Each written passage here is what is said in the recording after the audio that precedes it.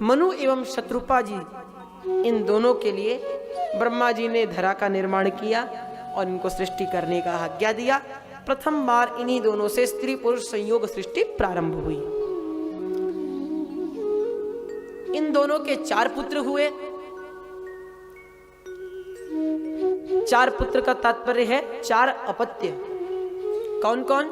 तो इसमें अपत्य में 3 तो इनकी पुत्रियां हैं, आकुति, देवहूति, प्रसूति, और 2 पुत्र हैं, प्रियव्रत, उत्तानपाद। 5 है। हमारे यहाँ आजकल फैशन में ट्रेंड है क्या? Ladies first. सबसे पहले महिलाओं का वर्णन किया जाए तो भागवत जी में व्यास जी जानते थे भैया ऐसे ट्रेंड होगा तो हम भी इसी का पालन करते हैं। पहले पुत्रियों का वंश बताया गया है, उसके बाद में पुत्रों का वर्णन है। एक दिन की बात है, मनु महाराज ब्रह्मा जी के पास अपनी समस्या लेकर गए कि हम सृष्टि कैसे करें। हिरण्याक्ष नाम का दैत्य तो धरा को उठाकर ले गया है। तो ब्रह्मा जी विचार कर रहे थे, इतने में ही उनकी नासिका से भगवान वराह रूप में आए, हिरण्याक्ष का उद्धार किए और धरा को पुनः स्थापित कर दिए। विदुर जी महाराज ने कहा, वाह महाराज, बड़ी जल्दी जल्दी कथा सुना रहे हो, क्या बात? जरा विस्तार से बताइए, हिरण्याक्ष नाम का दैत्य था कौन जिसमें इतनी शक्ति आ गई कि धरा को उठाकर रसातल में ले गया? तब बताते हैं। एक बार सनत सनंदन सनातन सनत कुमार ये चारों भैया वैकुंठ की ओर गए। वैकुंठ में इन्होंने 6 के 6 द्वारों पार किए। 7वें द्वार पर भगवान के प्रिय पार्षद जय और विजय खड़े थे। अब इन दोनों के स्वरूप को देखकर वे व्यामोहित हो गए। विचार करने लगे, ये 5 नंगे धड़ंग बालक कहां भागे जा रहे हैं? जबकि सनकादिकों को उनके वेश से कोई असर नहीं पड़ा। वे अंदर जाने लगे। इन्होंने भाला अड़ाकर विरोध किया। इन्होंने कहा, भैया हमें जाने दो, प्रभु के दर्शन करने पे वापस आ जाएंगे। नहीं माने तो क्रोध में आकर इन्होंने श्राप दे दिया। हमें मना करते हो, जाओ श्राप देते हैं कि आज से तुम असुर योनि में गिर जाओगे। इन्होंने क्षमा याचना करी और क्षमा याचना कर ही रहे थे कि इतने में प्रभु भी आ गए। प्रभु बोले, एतौ दौ पार्षदौ मह्यम जयो विजय एव च कदर्थी कृत्य माम्यद्वो बहु अक्राता मते क्रमम्।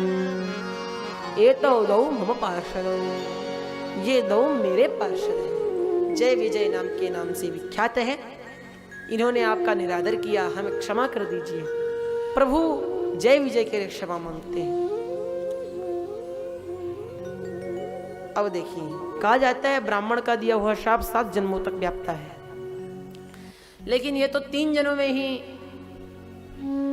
3 जन्मों तक ही रहे। कौन? हिरण्याक्ष, हिरण्यकश्यपु, रावण एवं कुंभकर्ण, दंतवक्र, शिशुपाल, ये 3 जन्म रहे। तो भगवान ने इनको उतारने के लिए 4 जन्म लिए हैं। वराह, नरसिंह, श्री राम एवं श्री कृष्ण। इसलिए कहते हैं, अनन्या चिंतयन्तो माम ये जनः पर्युपासते तेषां नित्याभियुक्तानां योगक्षेमं वहाम्यहम्। जो मेरा भक्त है, मैं सदा उसकी समस्या को हर लेता हूँ। यहाँ भक्त हैं भगवान के जय विजय, तो अपने भक्तों की समस्या प्रभु ने हरी। हमारे गुरुदेव उपहास में कहा करते हैं कि कलयुग में भी 2 जय विजय हैं। अब कौन है, खुद पहचान के देखिएगा।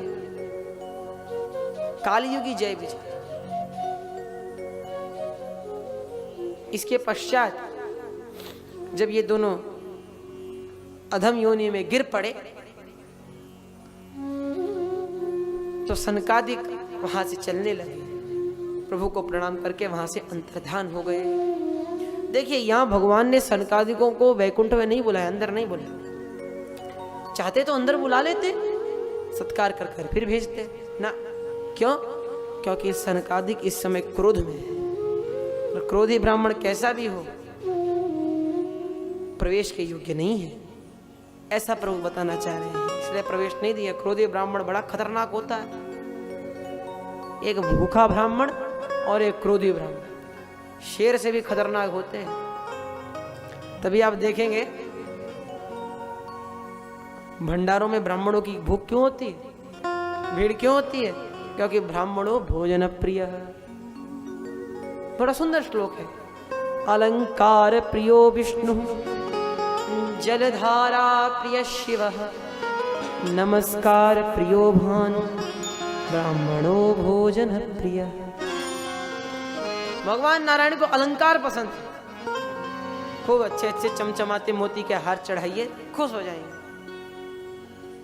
शंकर बाबा को इन सब से मतलब नहीं, उन पे तो ठंडी ठंडी गंगा जी की धारा चढ़ाइए, क्योंकि पूरे गर्म है। कैसे? कंठ में जहर गर्म, सारे सर्प आदि जिनका शरीर भी गर्म रहता है, ये भी गर्म लपेट रखे हैं, ऊपर से इनकी विषैली फुंकार भी गर्म। तो शीतलता चाहिए तो जल धारा लगाइए। और सूर्यदेव को तो कुछ चाहिए नहीं भैया, एक बार प्रेम से नमस्कार कर लो। दिन भर इतनी सुंदर हैलोजन जलाकर रखते हैं, एक दिन के लिए सूर्य महाराज गायब हो जाएं तो लोग अपनी अपनी कंबल के अंदर घुस जाते हैं। लेकिन सूर्य भगवान ने कोई टैक्स नहीं मांगा।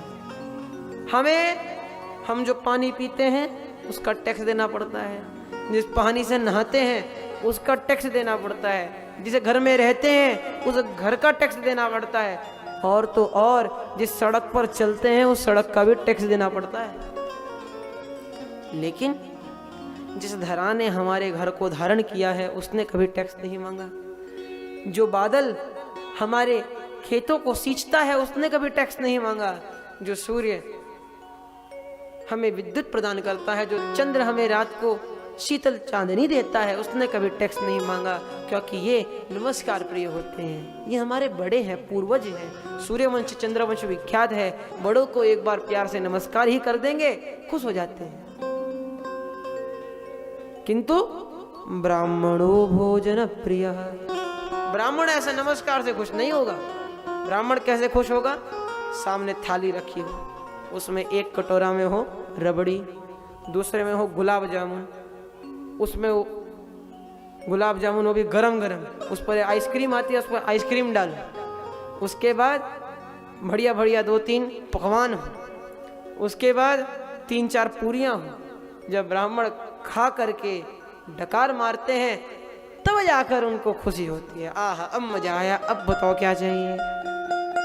ब्राह्मणो भोजन प्रिय, ब्राह्मण भोजन का प्रिय है। तो सत्कार कर सकते थे लेकिन नहीं किया। अब जय विजय क्यों गिरे? इनके पतन का कारण भगवान भागवत जी में ही बताते हैं। सनकादिकों ने कहा, प्रभु यदि हमने उचित दंड न दिया हो, हमसे गलती हो, तो आप हमें कोई सजा दे दीजिए। उन्होंने कहा नहीं, आपको तो माध्यम बनाया है।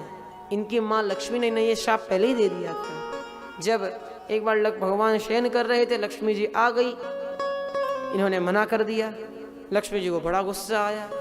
भैया घर के अंदर जाएंगे, एक बार को मालिक को कुछ भी कह लो, मालकिन को छेड़ा तो समझो प्रलय को हाथ लगा लिया। इसलिए भैया दूर ही रहिए। तो इनसे भी बड़ी गलती हुई तो देखो 3 जन्मों तक राक्षस योनि में गिरना पड़ा।